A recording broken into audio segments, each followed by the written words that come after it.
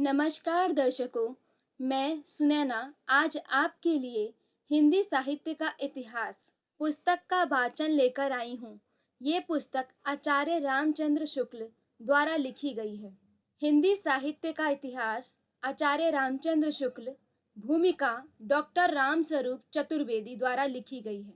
आचार्य शुक्ल का इतिहास 1930 का दशक आधुनिक हिंदी साहित्य के रचनात्मक विकास में अत्यंत महत्वपूर्ण है। एक और कथानक के परंपरागत स्थूल वृत्त प्रेमचंद के हाथों में दृष्टि संपन्न कथाकृतियां बनते हैं, तो दूसरी ओर प्रसाद निराला पंत महादेवी के यहाँ पिछले इतिवृत्तात्मक वर्णन सूक्ष्म अनुभूति विधान का रूप लेते हैं। जैसे इसी के समानांतर रामचंद्र शुक्ल कवि वृत्त संग्रह को इतिहास बनाते हैं। अपने हिंदी साहित्य का इतिहास के वक्तव्य का आरंभ वे यूं करते हैं। हिंदी कवियों का एक वृत्त संग्रह ठाकुर शिव सिंह सेंगर ने सन 1883 ईस्वी में प्रस्तुत किया था। उसके पीछे सन 1889 में डॉक्टर ग्रियर्सन ने modern vernacular literature of northern Hindustan के नाम से एक वैसा ही बड़ा कवि वृत्त संग्रह 1913 में इस सभी सामग्री का उपयोग करके मिश्र बंधुओं श्रीयुत पंडित श्याम बिहारी मिश्र आदि ने अपना बड़ा भारी कवि वृत्त संग्रह मिश्र बंधु विनोद, जिसमें वर्तमान काल के कवियों और लेखकों का भी समावेश किया गया, 3 भागों में प्रकाशित किया। शिव सिंह सेंगर का वृत्त संग्रह है, ग्रियर्सन का बड़ा कवि वृत्त संग्रह है और मिश्र बंधुओं का बड़ा भारी कवि वृत्त संग्रह, यानी वृत्त क्रमशः बढ़ता जाता है, जो एक तरह से वृत्त की प्रकृति ही है। इस वृत्त को इतिहास बनाना ये रामचंद्र शुक्ल का काम है। दर्शक से दृष्टा बनना यही इतिहास लेखन की प्रक्रिया है। दर्शक दृश्यों और घटनाक्रमों को देखता है, बाहर से दृष्टा इसके साथ साथ उनकी आंतरिक संगति को भी देखता पहचानता है। यूं रामचंद्र शुक्ल के साथ रचना, आलोचना और इतिहास का विलक्षण तालमेल बनता है। पहली बार तब वृत्त संग्रह घटनाक्रम है, इतिहास है दृष्टि।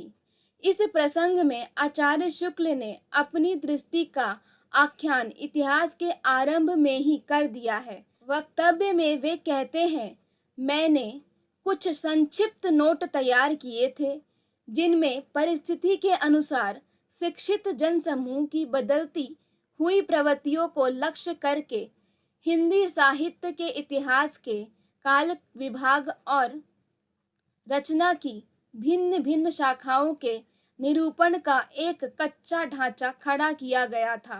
इसकी तुलना में कुछ ही आगे मूल इतिहास के काल विभाग का प्रवर्तन जिस वाक्य से होता है, वो जैसे इतिहासकार के समस्त दर्शन का सार और सूत्र हो।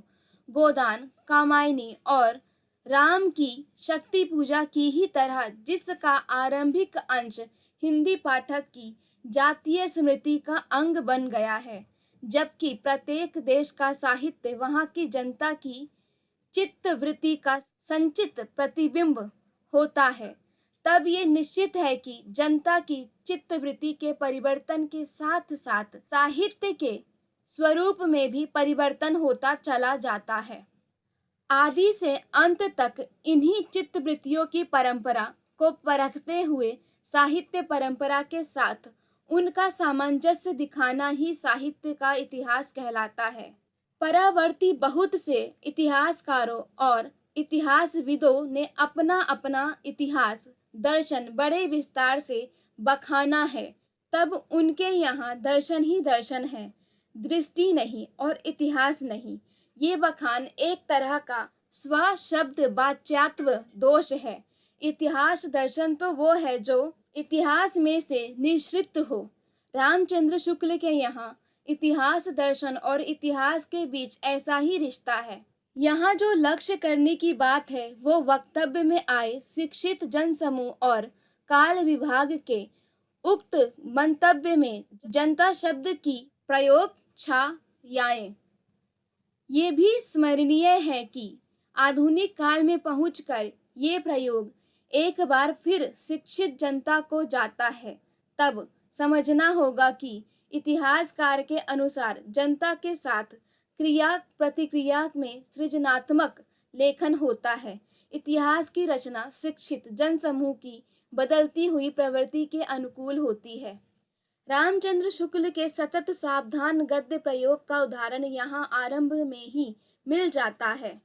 इसके साथ साथ आधुनिक काल के ठीक पहले रीति काल के समापन अंश में इतिहासकार ने इन दोनों के बीच एक तीसरी स्थिति की ओर भी संकेत किया है। साधारण श्रेणी में पाठक ब्रजभाषी दास के प्रसंग में लिखा है, पर इनका प्रसिद्ध ग्रंथ ब्रजविलास ही है जिसका प्रचार साधारण श्रेणी के पाठकों में है। इससे कुछ और निचले दर्जे का संकेत बाजारी प्रयोग से मिलता है, जो रीति काल के उपसंहार में ग्वाल और बोध जैसे श्रृंगारिक कवियों के प्रसंग में आता है। न्यू रचना के साथ भावक वर्ग की प्रवृत्ति की परख इतिहासकार बराबर करता चलता है।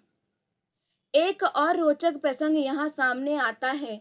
लेखक ने अपने वक्तव्य में स्वयं स्पष्ट किया है कि इस इतिहास का बीज रूप उसके द्वारा प्रस्तुत छात्रों के उपयोग के लिए कुछ संक्षिप्त नोट में दबा है।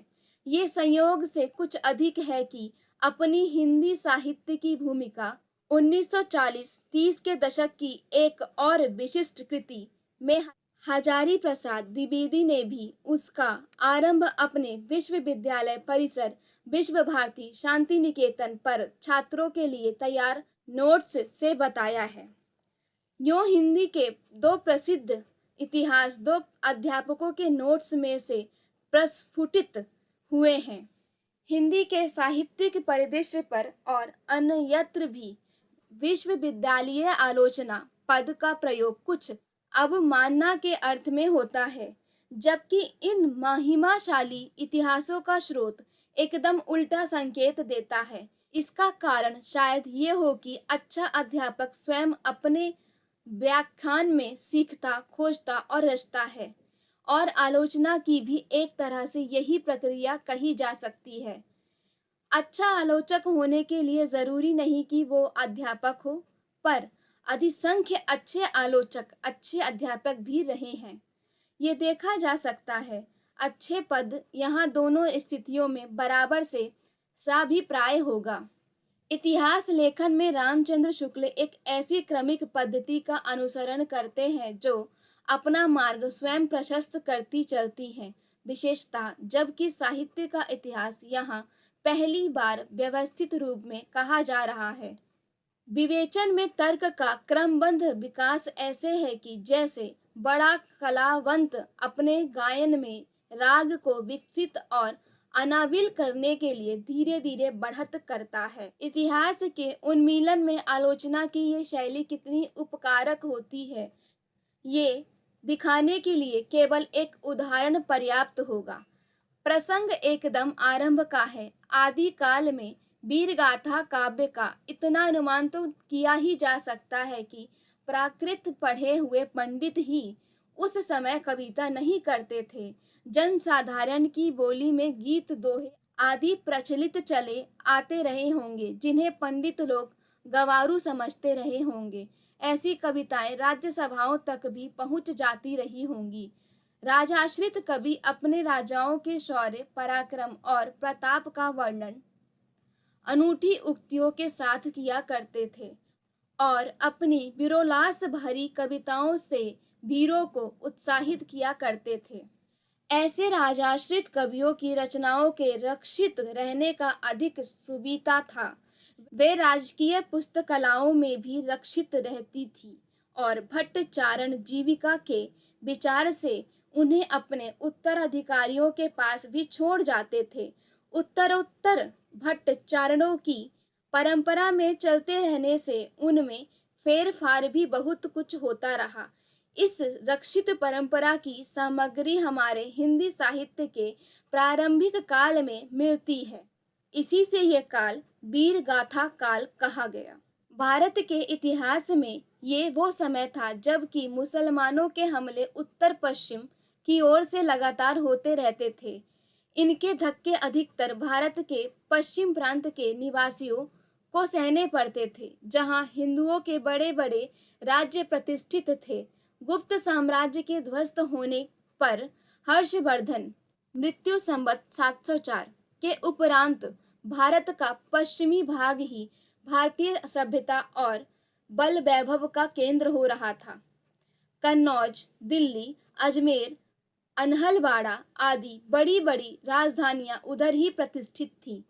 उधर की भाषा ही शिष्ट भाषा मानी जाती थी और कवि चारण आदि उसी भाषा में रचना करते थे।